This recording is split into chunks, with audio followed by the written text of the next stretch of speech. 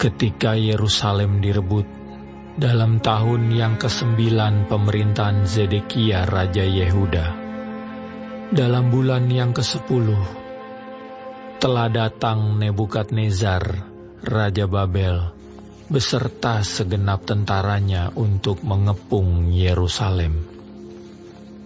Dalam tahun yang ke-11 pemerintahan Zedekia, dalam bulan yang ke-4, pada tanggal 9 bulan itu, terbelahlah tembok kota itu. Maka datanglah para perwira Raja Babel itu, lalu mengambil tempat di pintu gerbang tengah.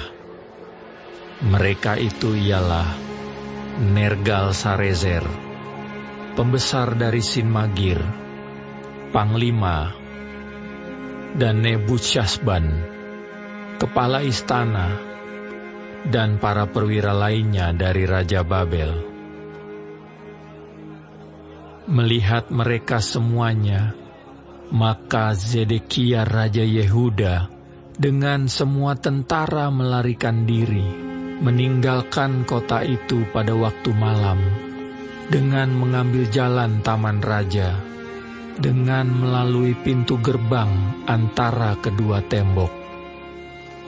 Kemudian mereka berjalan menuju Araba Yordan. Tetapi tentara Kasdim itu mengejar mereka dan menyusul Zedekia di dataran Yerikho.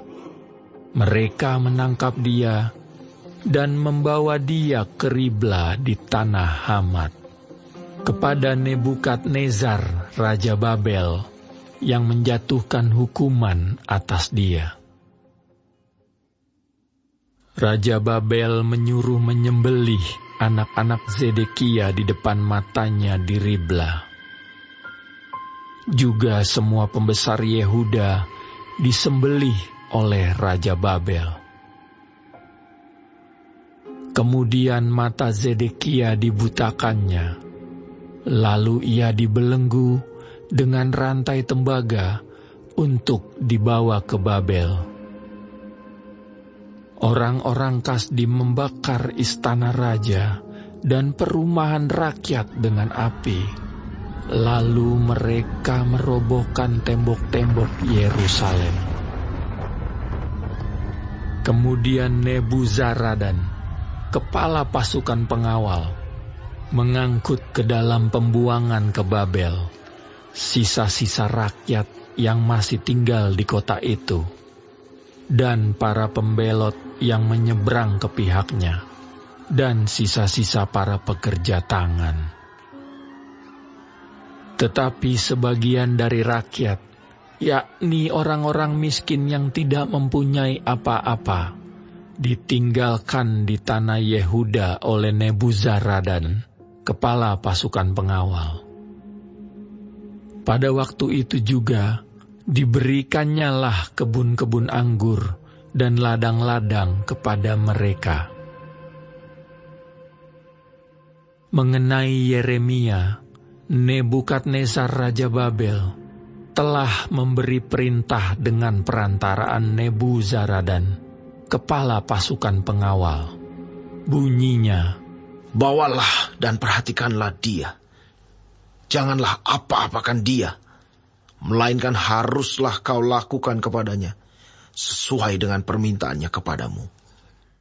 Maka Nebuzaradan, kepala pasukan pengawal, beserta Nebusyazban, kepala istana, dan Nergal-Sarezer, panglima, dan semua perwira tinggi Raja Babel, mengutus orang. Mereka menyuruh mengambil Yeremia dari pelataran penjagaan, lalu menyerahkannya kepada Gedalia bin Ahikam bin Safan untuk membebaskannya, supaya pulang ke rumah. Demikianlah Yeremia tinggal di tengah-tengah rakyat. Selagi Yeremia masih terkurung di pelataran penjagaan, firman Tuhan datang kepadanya. Bunyinya, Pergilah kepada Ebed-Melek, orang Etiopia itu, dan katakanlah kepadanya, beginilah firman Tuhan semesta alam, Allah Israel.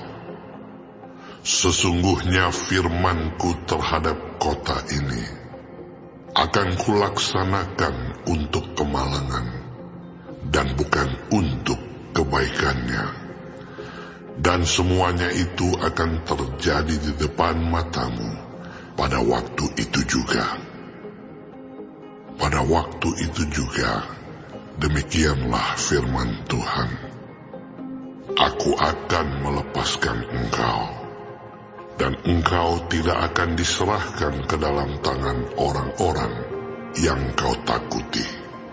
Tetapi dengan pasti aku akan meluputkan engkau.